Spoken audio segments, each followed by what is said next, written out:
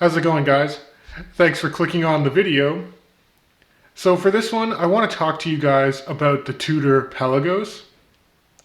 And yes, I'm aware that there's likely a host of other YouTube reviews for this particular timepiece. So for my review, I really want to focus on what I think helps separate this Tudor Pelagos from a fairly saturated Swiss luxury dive market. And I think a lot of it stems from how Tudor really just went for it to make a really well-made tool dive watch that you don't have to be afraid taking in the water or being a little bit rough with it. The design and spec for this watch does reinforce the fact that Tudor went for an unabashed, austere, and durable timepiece. And there is some value-added features for this watch as well. As you can see, I currently have it on the supplied rubber strap, but the titanium bracelet that accompanies this watch is also phenomenal. So why don't we flip the camera around right now, and we can take a look at this watch up close and highlight some of these features that make the Tudor Pelagos the best Swiss tool watch on the market.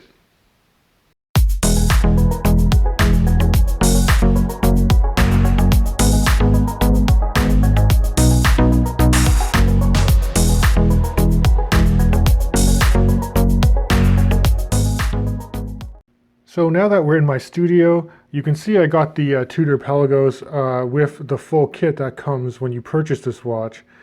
So one of the value-added features that I alluded to at the beginning was that when you purchase it, it not only comes with a factory bracelet, but also on a very nice rubber strap, which I've intentionally kept this watch on for the review portion here, because I find a lot of reviewers don't highlight it. You can actually see that it utilizes the same end links for the bracelet to get very strong integration of this rubber strap to the head of the watch. And this strap is extremely supple. I like the overall thickness and the taper of it. If you flip it over to the back here, you can see it's got some very nice texturing to keep it glued to your wrist. And I really like how well the holes are drilled out for this strap. And I like the spacing between them. The buckle and the pinhole portion here are done very well as well. You can see that it does have a similar Tudor branding buckle that you would probably find and is supplied on other Tudor Black Bay Heritage models, like if you got it on a NATO strap. So as you can see, on wrist with the rubber strap, the Tudor Pelagos wears extremely well and conforms to my wrist quite well. You can see down the barrel too that the overall height of this watch isn't too bad, and I do feel like this could fit under like a winter jacket quite easily. And I do really like how well the integration of this rubber strap is, utilizing those end links from the bracelet. And before quickly going over the bracelet, I do want to mention that there's actually a third rubber arm here that's extra long and has a little bit more stretch and wiggle room if you want to fit this over a wetsuit. Or hey, it's winter in Canada now, so if you wanted to fit this over your winter jacket, you could easily do that if you swapped out one of the strap portions with this longer version here. And as far as the bracelet goes, similar to the case of this watch, it's done in full titanium. You can see that it's held in to place with screw links for a quick adjustment if you want to size out the links for your wrist. As you can see on the underside and top side, this clasp is extremely over-engineered.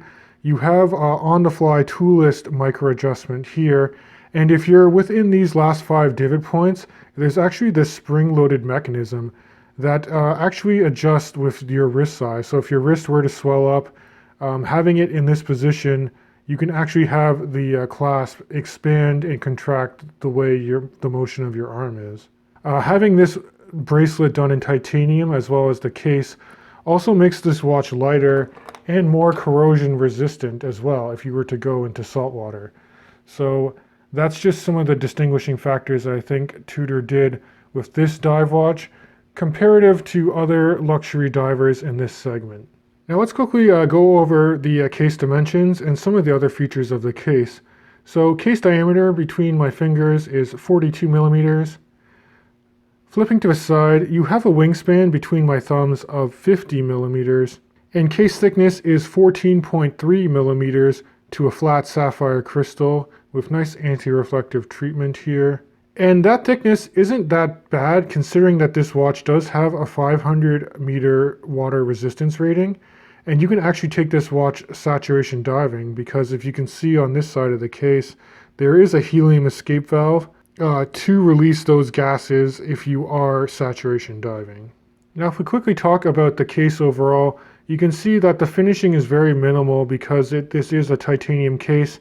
It's mostly satin, but you can actually see you still have some nice bevels here to relieve the shoulders transitioning to the hoods of the lugs here. The grip on this bezel is amazing. It's a coin edge style bezel, and the crown is really nicely sized.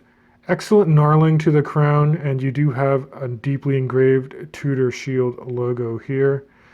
But overall, it just hides scratches very well, and it's not going to have any reflections on any polished surfaces. So that's very beneficial when considering overall legibility. Now the colorway for this model also really helps with legibility because it's a very deep matte blue color here. So there's no like sunburst or any polishing on any of the indices or hands that will cause a lot of reflections. And being more of a tool diver too, orientation is very strong with this watch because you do have a nice triangle cutout for the 12 o'clock indice there. And then you do have square indices intermittently, and at 6 and 9 you have more longer rectangular applied indices for this watch. And of course I love those snowflake hands, and I really appreciate that the sweep of a seconds hand reaches the very outer minute track for the dial there. Another nice feature that this Tudor Pelagos has compared to other Tudor Black Bay models is a date aperture at the 3 o'clock position, which is executed very well because it's exactly the same size as the normal square indices. So you do still have some good symmetry, but also a very useful complication with the date display. And of course, rounding out the legibility of this watch, you have some phenomenal lume. Not only is it applied heavily to those applied indices and handset, but the entire ceramic bezel is also fully lumed, including the top triangle there that aligns with the 12 o'clock marker. And I'll throw up a low light shot too, just so you can see how well evenly applied the lume is, and it's extremely long lasting as well. Bezel action is among some of the best for dive watches in this price segment. Tudor does an excellent job with all of their bezels, but this is a 60-click unidirectional bezel. And each click is just extremely positive, and flowing from one click to the next is really a joy. And the alignment for this bezel is also excellent with zero backplay to the bezel. Now another nice feature for this watch is the in-house caliber that Tudor utilizes. It's their MT5612. And it's extremely robust. It's a high beat movement with 28,800 vibrations per hour, 26 joules, has a very nice 70-hour power reserve, so you can almost go 3 days without having to manually wind this watch or wear it. And it also has some features that make it shock resistant and anti-magnetic, such as having a silicone balance spring. Now, operation of this movement is very easy, even if you were wearing gloves, if you were diving or, say, taking it out in the winter, because the crown is very nicely sized and knurled well. It feels like it has that twin lock system that Rolex uses, because once you hear a pop, if you start to manually wind it, you get this subtle additional pop out here to manually wind. If you were to pop it out to the intermediate position here, you can quickly set the date at the 3 o'clock, and then popping it all the way out will hack the movement, and you can set to any reference time you want. And rethreading the crown is extremely easy to do with that twin lock system. So that about rounds up all of the features that I really wanted to highlight when reviewing this timepiece. And again, I think it really reinforces the fact that Tudor really went for a watch that could be used as a tool, as opposed to some of the other watches within their lineup. For example, I've personally owned the Black Bay 58, which is a great vintage-inspired dive watch, but given the faux gilt accents and the polishing on the case and bracelet, as well as not having really any toolless micro adjustment. I do find that's more of like an everyday or dressier diver versus this watch being in titanium, hiding scratches, being more corrosion resistant and lighter, and overall more legible. But guys, I would love to hear your feedback in the comments below of this video. What are your thoughts on the Tudor Pelagos, and can you think of a better tool dive watch within the luxury Swiss dive watch segment?